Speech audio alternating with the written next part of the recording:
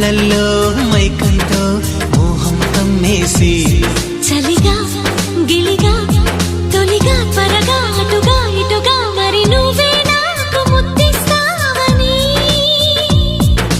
తడివేదాలు ముద్దిస్తావని నమ్మడానికి ఎంత బాగుందో నీకోసం రెక్కల గుర్రం ఎక్కి వస్తానని పగడపు దీనికి నిన్నే నేను తీసుకెళ్తానని ఇక ఏ నాటికి అక్కడే మనము ఉంటామని నమ్మడానికి ఎంత